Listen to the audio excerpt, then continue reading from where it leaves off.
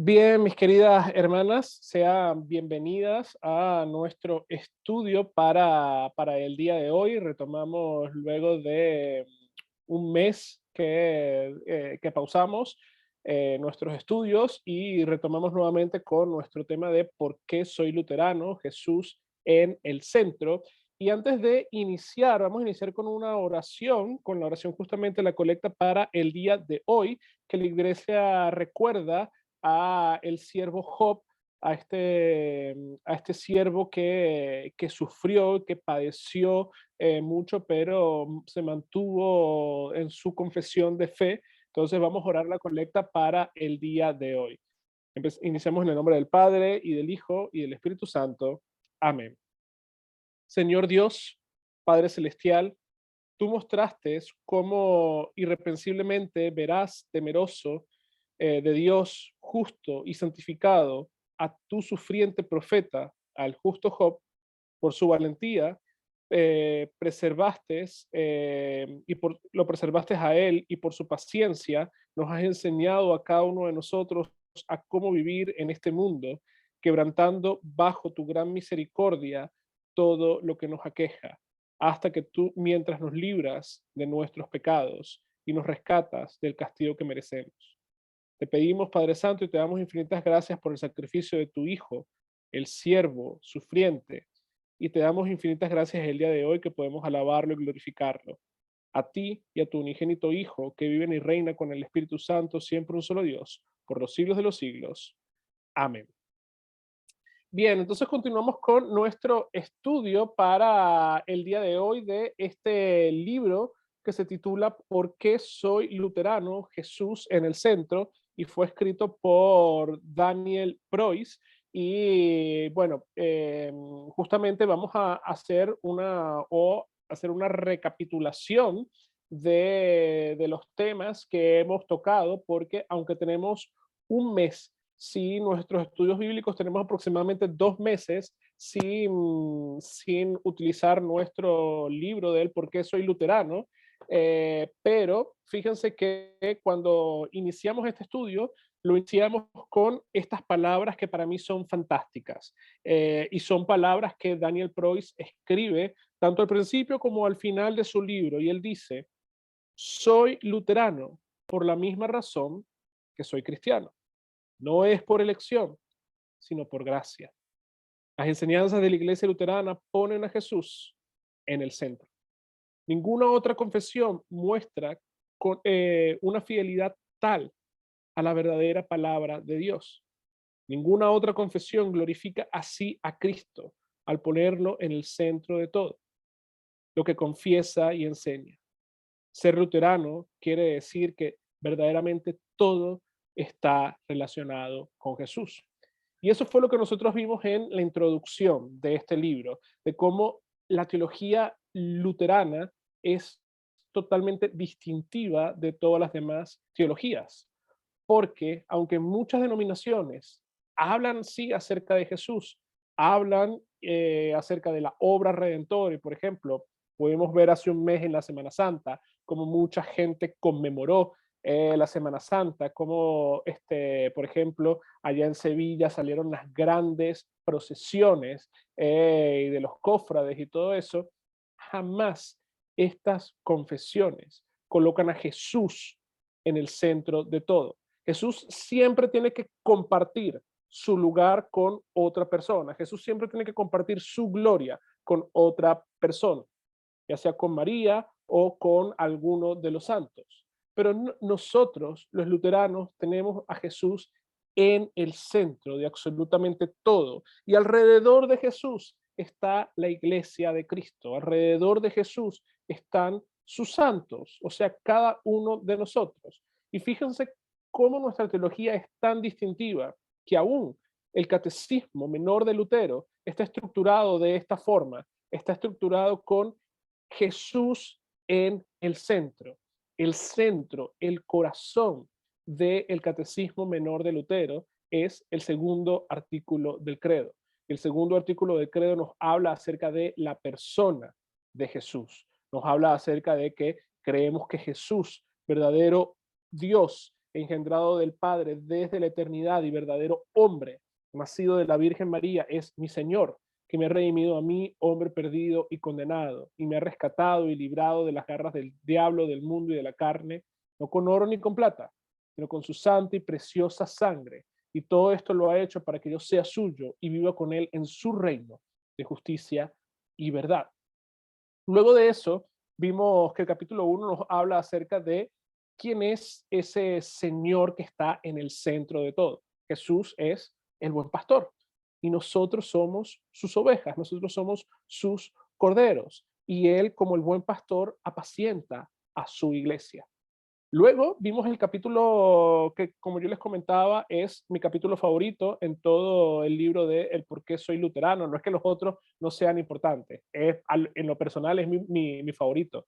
Quizás si ustedes lo vayan leyendo, les guste otro, pero este era un tema de montañas. Y subimos y bajamos en estas montañas, subimos al monte Sinaí, vimos la ley de Dios y luego bajamos y cuando bajamos nos dimos cuenta de que no podemos tocar ese monte ni podemos cumplir nada de lo que ese monte nos dice a cada uno de nosotros, pero vemos que la solución se encuentra en el siguiente monte, en el monte Calvario, donde Cristo ha muerto por cada uno de nosotros, donde se ve la cruz en el centro de ese monte y subimos y recibimos la gracia y la misericordia de Dios. Y luego al bajar nos fuimos al último monte, a Sión, al monte Sión, que es el monte de la salvación, es el monte de la iglesia, donde se reúne alrededor de todo lo que Cristo ha hecho por nosotros y celebramos y glorificamos su nombre y estamos de fiesta, como dice el profeta Isaías, que en el monte Sión, en el monte de la salvación, estamos comiendo este banquete y bebiendo de este vino saludable para cada uno de nosotros, que es Cristo. Luego, el tercer capítulo se nos habla acerca de estamos vivos. Este capítulo, en líneas generales, nos habla acerca de nuestra vocación como cristianos y cómo nosotros, en esa vocación cristiana, mostramos amor a nuestro prójimo. Lo que Dios nos ha dado, nosotros ahora lo entregamos a nuestro prójimo. Recordemos que tenemos una relación vertical para con Dios, es en fe para con Dios y en amor para con mi prójimo, esa relación horizontal. Y el último de los capítulos que estuvimos viendo es el monte Sión y la cruz. En este nosotros nos detuvimos para hablar un poco acerca de lo que es la teología de la cruz versus lo que es la teología de la gloria, ver el consuelo que nosotros como cristianos tenemos en la teología de la cruz, en la cruz de nuestro Señor Jesucristo, que aún en medio de los sufrimientos, Él nos acompaña y Él nos ha dejado su palabra, nos ha dejado los sacramentos a cada uno de nosotros. Y eso es lo que vamos a ver el día de hoy. El día de hoy vamos a estar viendo el monte Sión y los sacramentos. Ese es el capítulo 5 que nos habla acerca de esto. Y fíjense, también nosotros como luteranos, sí, les comentaba que como luteranos tenemos una doctrina única en la cual Jesús es el centro. Nuestra teología sacramental es la teología sacramental más rica entre todas las denominaciones y entre todas las iglesias. Como luteranos, cuando por ejemplo Felipe Melanchthon escribe la Confesión de Augsburgo y él está escribiendo lo que es la iglesia, él va a decir, la iglesia es la asamblea de los santos creyentes que se reúnen en torno o alrededor de la palabra y los sacramentos. Nosotros como luteranos hablamos de palabra y sacramento. Y ahora les quiero preguntar, y aquí quien sepa la respuesta a mi pregunta puede contestarla. ¿Cuántos sacramentos tiene la iglesia luterana?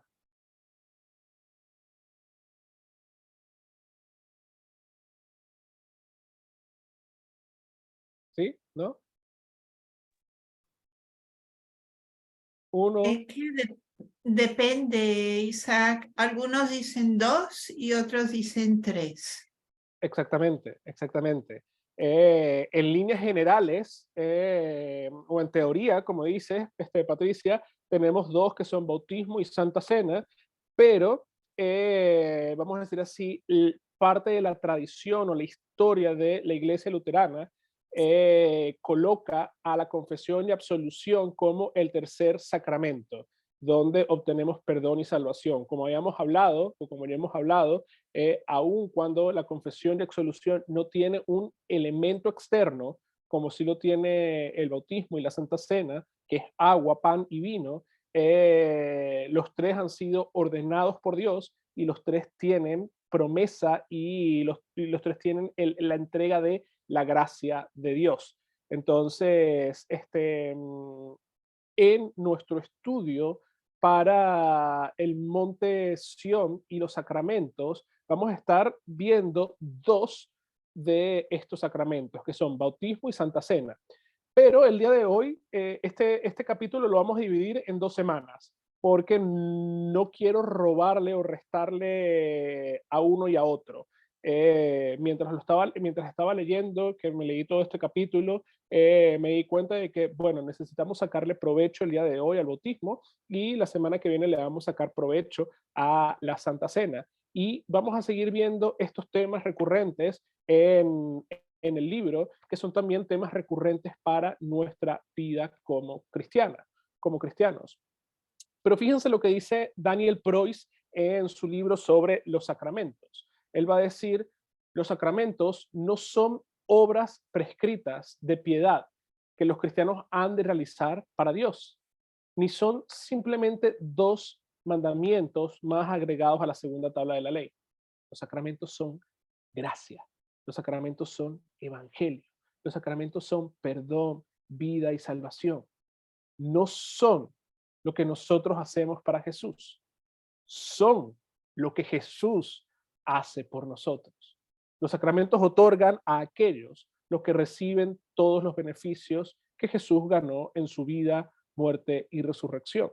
Lo que quiere decir que los sacramentos están enfocados en Jesucristo.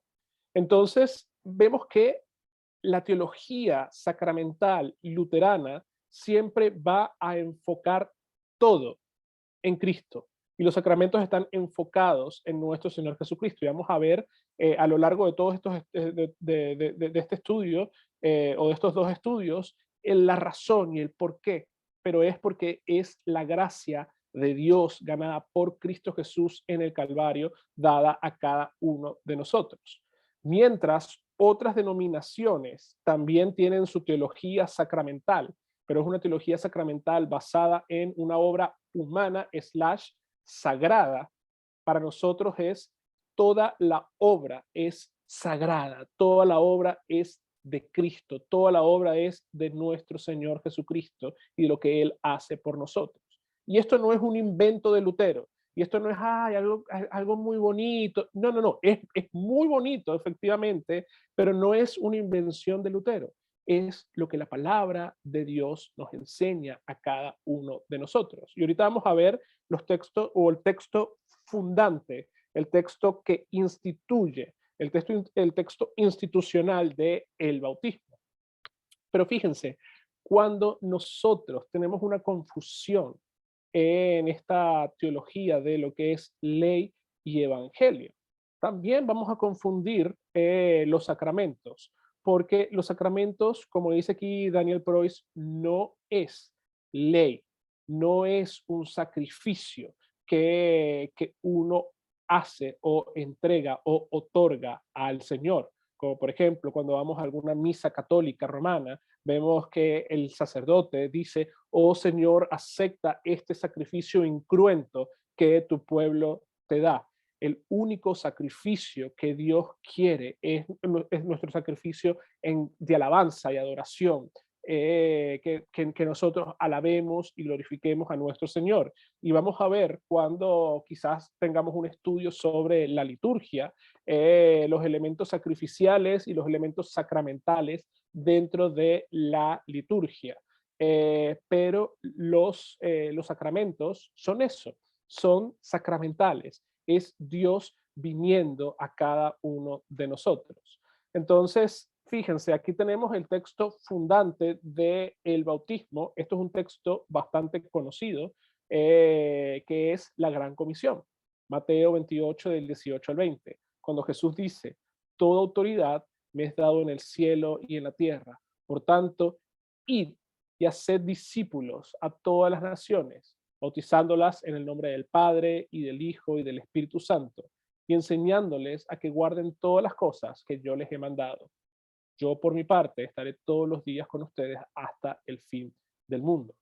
Y este texto, Lutero lo usa cuando él pregunta en el catecismo, ¿qué es el bautismo? Y él va a decir, el bautismo no es simple agua, sino que es agua ligada a la palabra de Dios que va junto con la promesa de Dios. Y después él va a preguntar, pero ¿qué palabra es esta?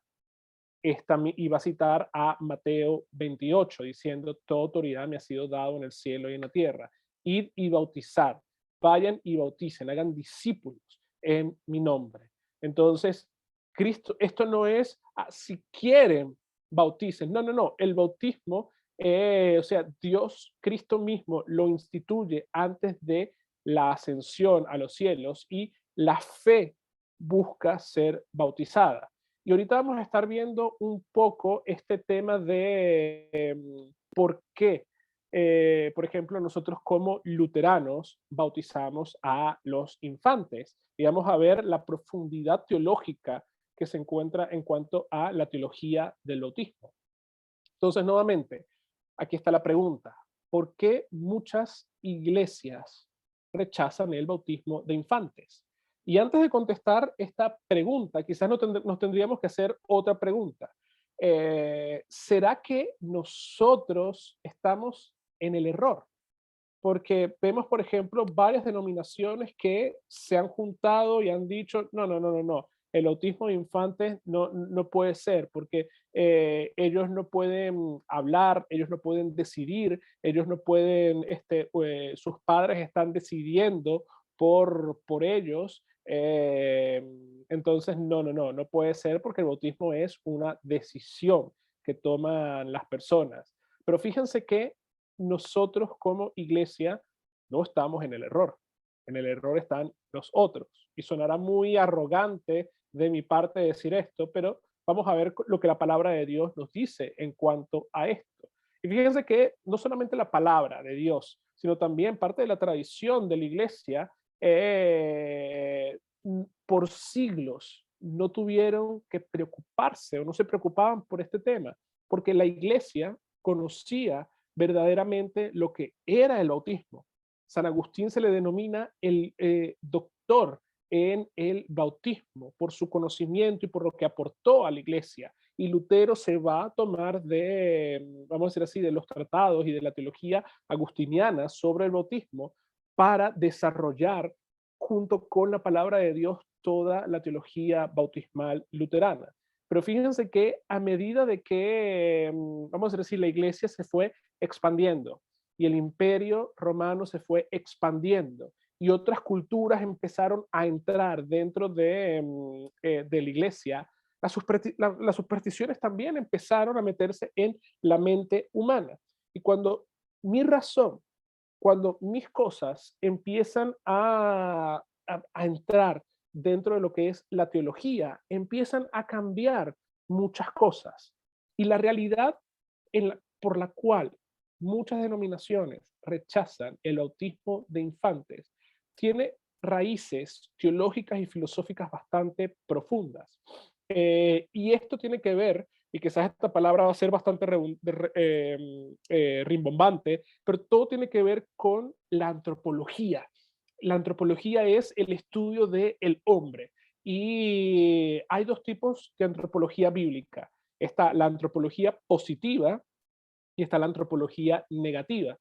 La antropología positiva ve una pizca, una chispa de bondad dentro del ser humano. Si no fuéramos, aunque sea un poquito buenos, no seríamos cristianos. Pero el error aquí está en que si hablamos de que hay una chispa de bondad dentro de nosotros y que eso es lo que nos hace ser cristianos, estamos minimizando, primero, la obra del Espíritu Santo y después estamos minimizando todo lo que significa el pecado original. Es por eso que la Biblia nos enseña, es las mismas Sagradas Escrituras que nos enseñan la verdadera antropología, que es la antropología negativa, en el cual la antropología negativa coloca al ser humano como lo que es. Somos pecadores, somos malvados, no hay nada bueno en nosotros.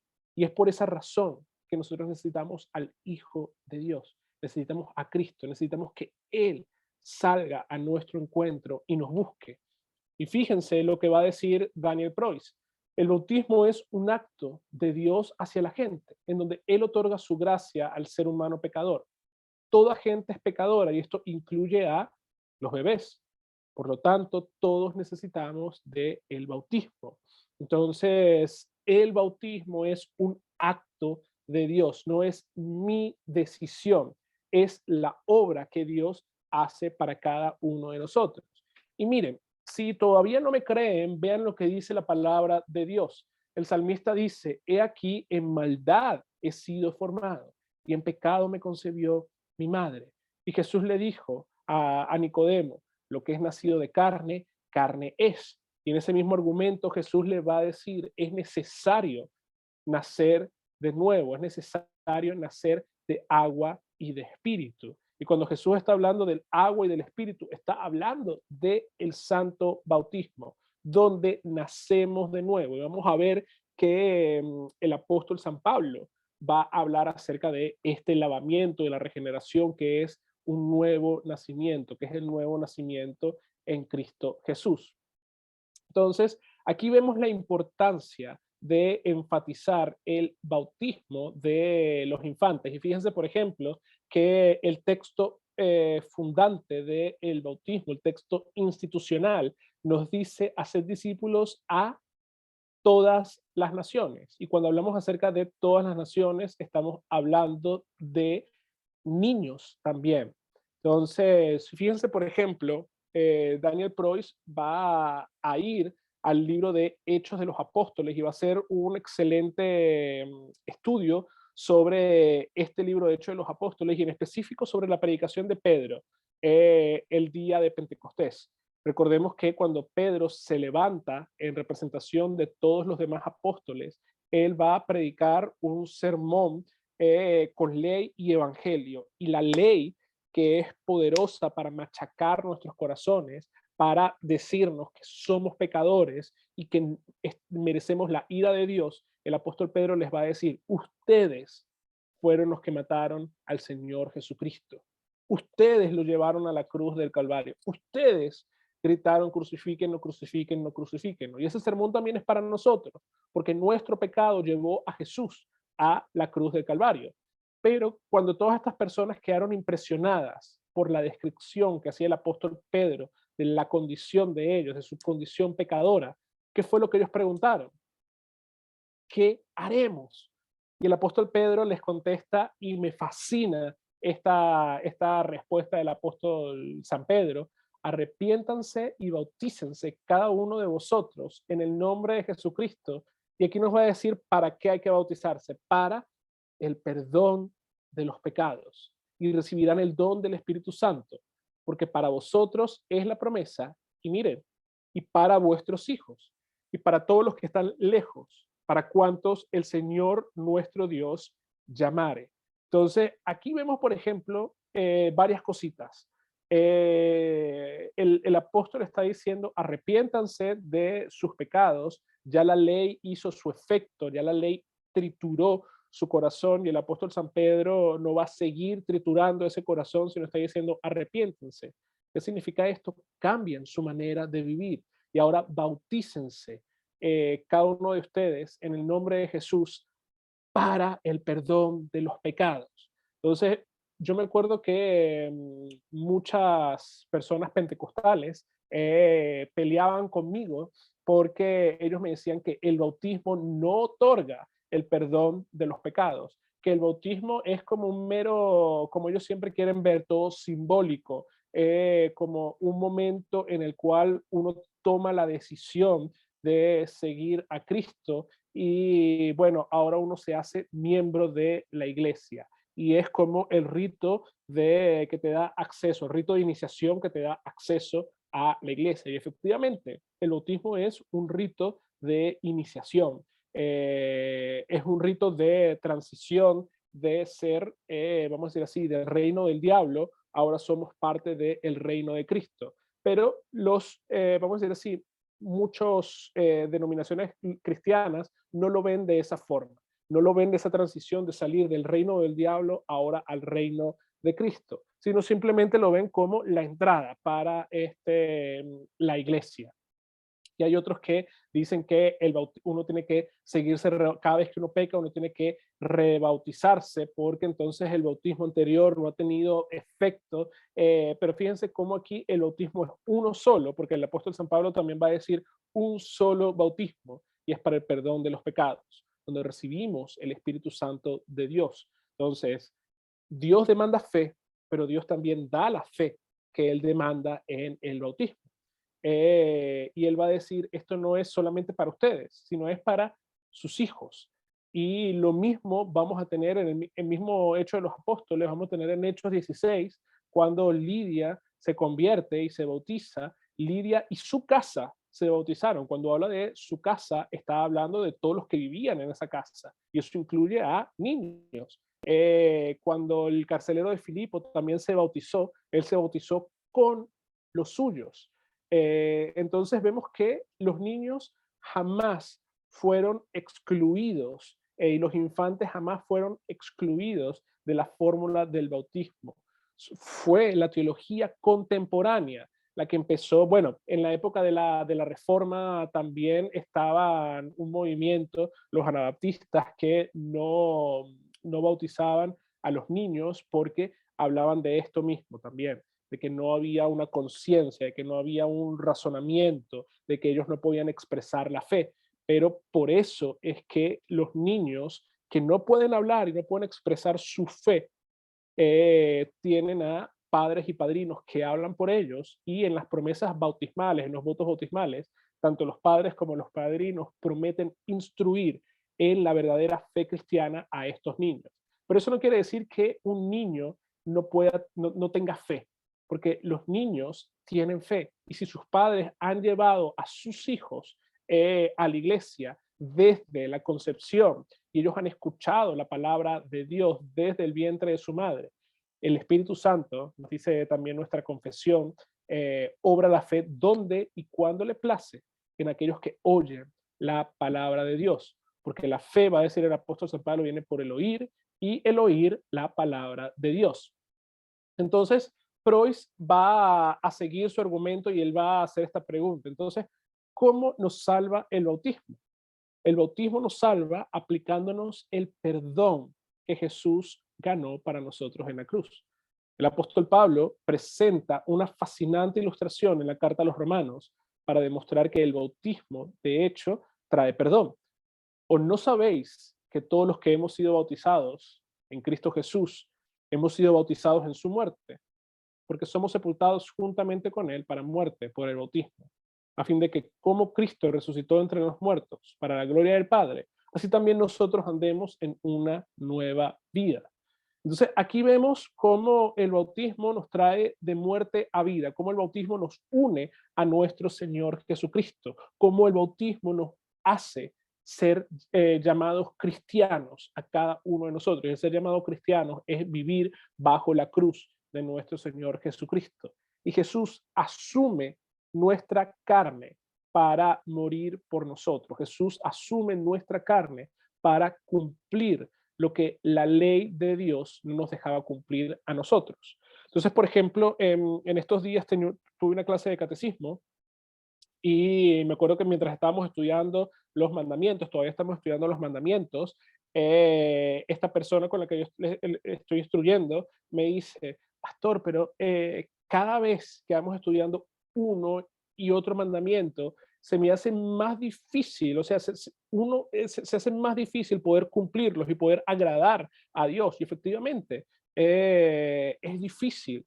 Y Lutero va a decir que si rompes, y la misma ley nos los dice, que si rompemos un mandamiento, somos culpables de romper los todos. Y si rompemos, por ejemplo, qué sé yo, el séptimo mandamiento, somos también culpables de romper el primer mandamiento, de tener la confianza plena en nuestro Señor Jesucristo y en nuestro Dios. Y al romper el primer mandamiento, rompemos también todos los demás mandamientos. Es una cadena. Entonces, ¿qué podemos hacer nosotros? Entonces, tenemos a Cristo, a nuestro Señor, que Él, no conociendo pecado, se hizo pecado por nosotros para darnos salvación. Jesús fue aquel que pudo cumplir los mandamientos a cabalidad, completamente, para que ahora nosotros podamos acercarnos delante de su presencia y decir, gracias Señor, porque tú has cumplido todo esto por cada uno de nosotros. Jesús es aquel que ha quitado los pecados de cada uno de nosotros, pero eso no significa que no vamos a seguir pecando.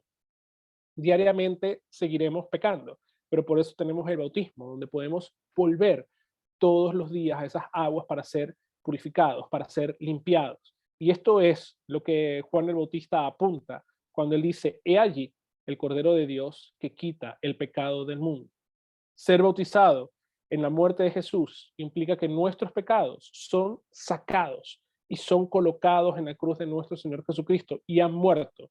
Pero también ser bautizados en la muerte de Jesús es saber que también somos bautizados en su vida. Y esa vida significa que ahora somos redimidos de nuestros pecados, que Cristo ha perdonado nuestros pecados.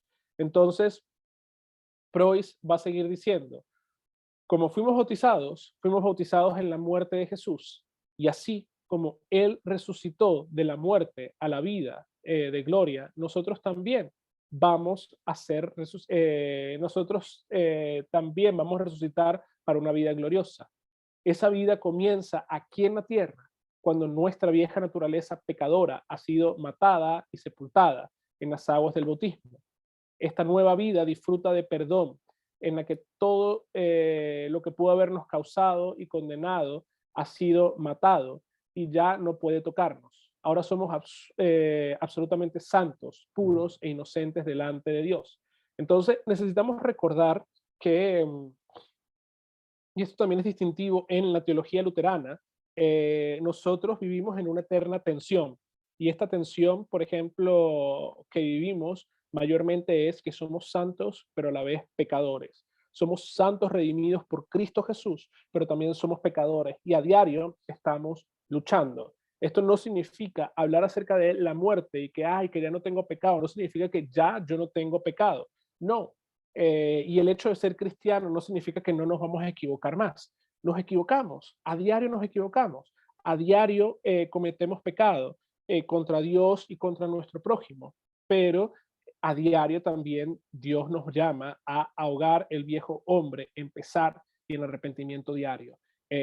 Dios nos llama a vivir una vida bautismal. Y aquí vemos la riqueza que tenemos nosotros los luteranos con el bautismo. Cuando otras denominaciones ven el bautismo como simplemente un evento en el pasado que ocurrió y ya no más para nosotros, es un evento que ocurrió en el pasado, pero que todavía sigue, tiene repercusiones en nuestro presente, que todavía podemos traerlo al presente y podemos llevarlo también al futuro.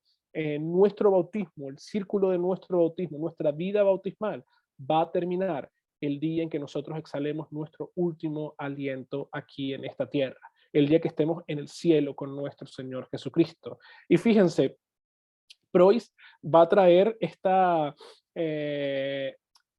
hermosa, vamos a decir así, analogía o reflexión en cuanto al bautismo de nuestro Señor Jesucristo, y explicarlo yo con mis propias palabras no hace mérito a lo que él escribió. Entonces por eso voy a leer unos parrafitos mientras ustedes ven esta pintura del Greco, del bautismo de nuestro Señor Jesucristo, y Preuss va a hacer una similitud y va a decir, necesitamos entender el bautismo de Cristo como que si fuese también nuestro bautismo. Pero escuchen lo que dice Preuss. El relato del bautismo de Jesús nos ayuda a entender lo que el bautismo hace por nosotros, pero la mayoría de la gente no entiende su profundidad.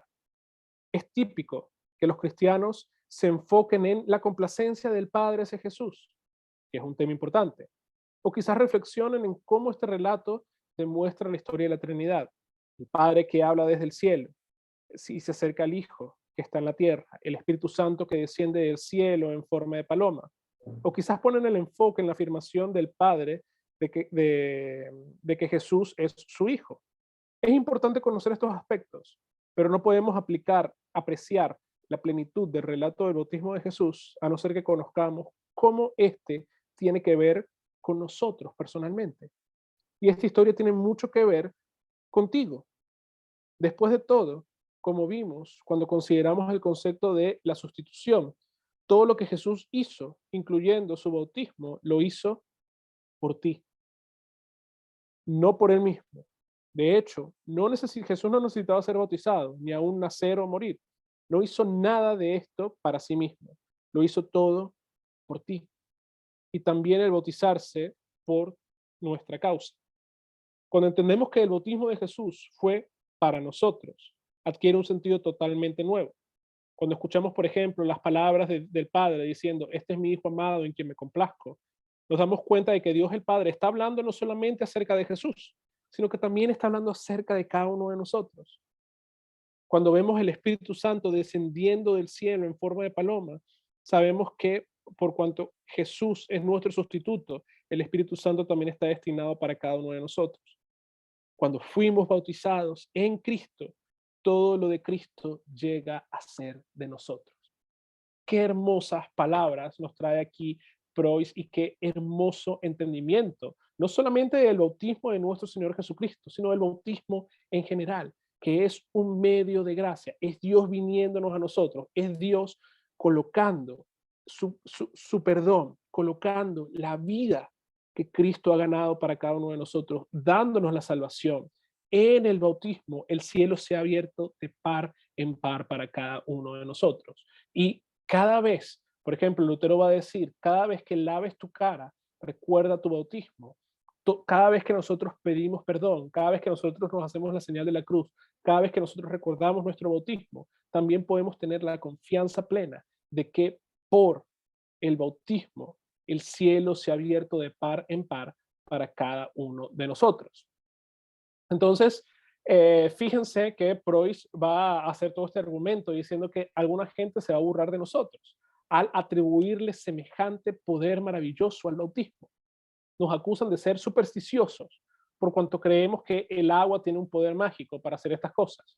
Aparentemente ellos no ven que el agua que otorga el perdón y salvación, el agua no otorga el perdón y salvación, sino es la palabra de Dios en conexión con el agua. Y eso es lo que nosotros aprendemos en el catecismo. Lutero va a decir, el agua en sí no tiene ese poder, sino es el agua ligado a la palabra de Dios, que nos limpia, que es un lavamiento para la regeneración. Entonces, cuando nosotros comprendemos esto, que es el agua junto con la palabra y comprendemos los beneficios que nos trae el bautismo, que son perdón de pecados, vida eterna y salvación a cada uno de nosotros, es donde el bautismo cobra otro significado para ti y para mí. Y fíjate que hay mucha gente que dice, no, bueno, pero el bautismo, para poder apropiarse de los beneficios del bautismo, necesitas fe. ¿Cómo un niño va a tener fe? Bueno, ya hemos visto que efectivamente para apropiarse de los beneficios necesitamos fe. Y Dios demanda fe y Dios da la fe. Y la fe, gracias a Dios, no es un sentimiento que nace de cada uno de nosotros y que yo después decido seguir a Cristo. No, no, no. La fe es algo que es algo externo, es algo que Dios siembra, sí, en nuestros corazones y la nutre y la hace crecer y crecer y la nutre con las aguas del bautismo. La fe no es un simple concepto abstracto, como muchas personas piensan, o algo estático. O tienes mucha fe, o tienes fe mediana, o tienes poca fe. No, no, no. La fe es algo que se desarrolla. La fe es algo que se nutre. Por ejemplo, hoy, ahorita podemos ver cómo Dios en su sabiduría, vemos, por ejemplo, que estamos en la primavera, todos los árboles que estaban relativamente muertos en el invierno, ahorita están floreciendo, ahorita hay mucho verdor, sí hay mucho polen que está creando mucha alergia, pero vemos cómo Dios hace crecer estos árboles en plena primavera. Y vemos cómo siempre en la primavera celebramos, por ejemplo, la resurrección de nuestro Señor Jesucristo.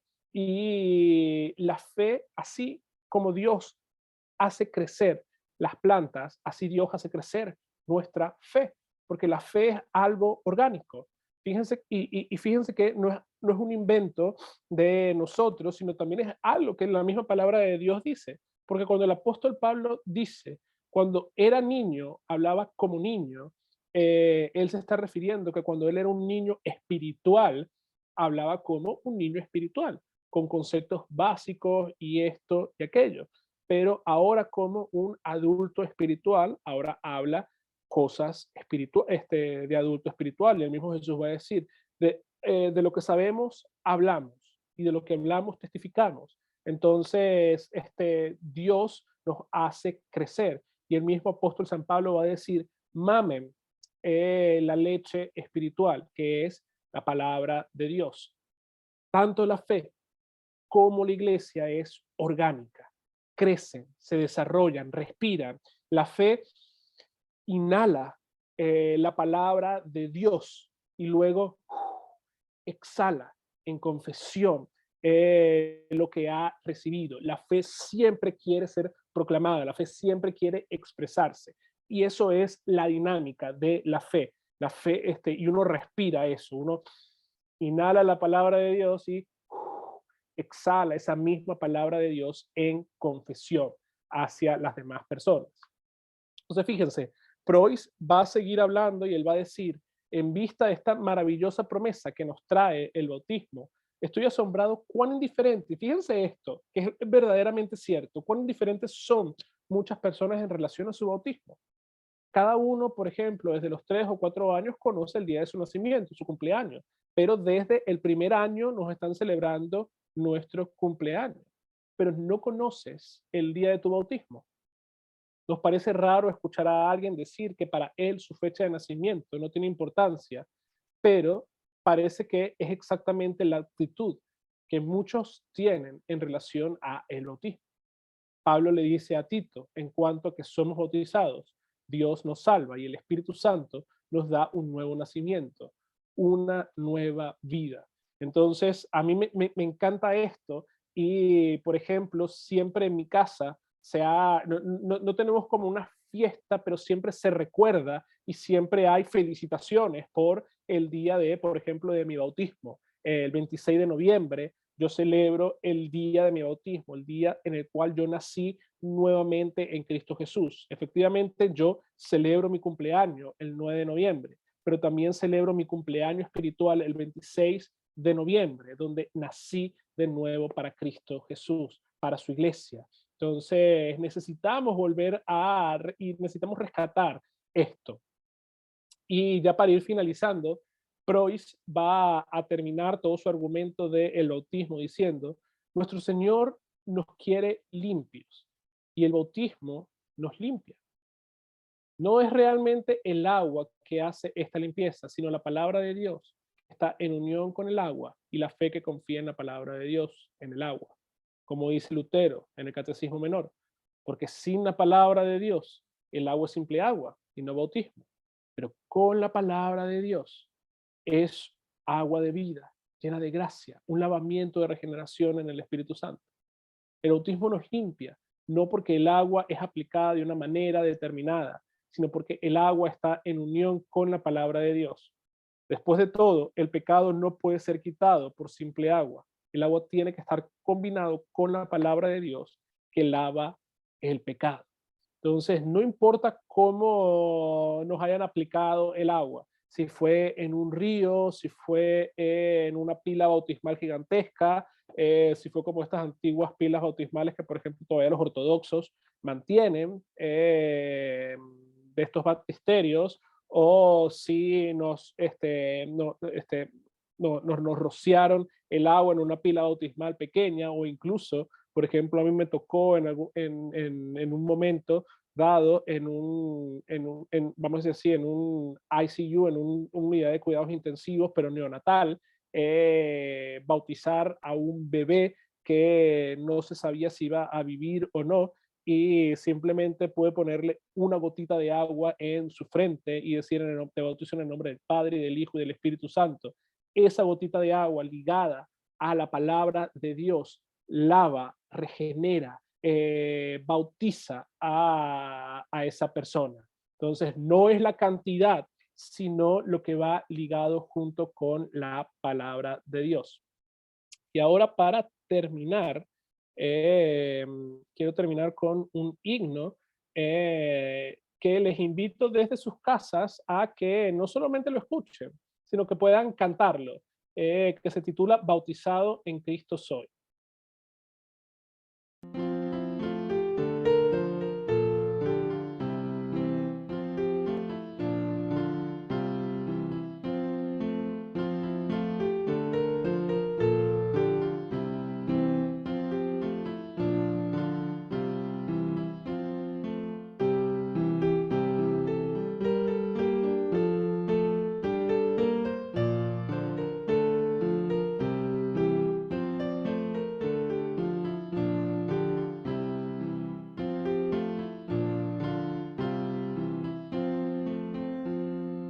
De Dios Hijo soy amado, bautizado en Cristo soy, Él pagó por mis pecados, redención yo tengo hoy, qué tesoros necesito, me fue dado uno bendito, que me trajo salvación por la eterna adopción.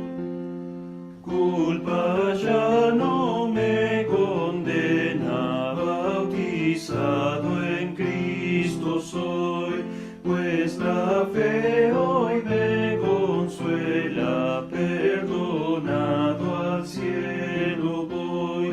Habrá culpa que esclavice, si el bautismo hoy me dice, por diluvio redentor, en su sangre halló favor. Tú, Satán, atento escucha, bautizado en Cristo soy, mi Señor ganó la lucha, por la fe seguro estoy. En mis obras no me fío, solo en Cristo yo confío, contra Dios tentador, soy unido a mi Señor. Muerte no podrá afligirme, bautizado en Cristo soy, las tristezas dejo al irme, en la fe celebro hoy. Polvo soy, a él yo vuelvo, pero vida en Cristo tengo, su promesa bautismal es consuelo eternal. No hay cosa comparable al consuelo bautismal, en mi fin inevitable más tendré el inmortal. Aunque muerte me callara, mi alma de cantar no para, bautizado en Cristo soy, por la fe al cielo voy. Un hermoso himno que nos habla acerca de nuestra realidad bautismal y nos habla acerca de nuestra vida como cristianos, como aun cuando vayamos al polvo, podemos confiar en esas promesas bautismales en la vida de cada uno de nosotros. Entonces,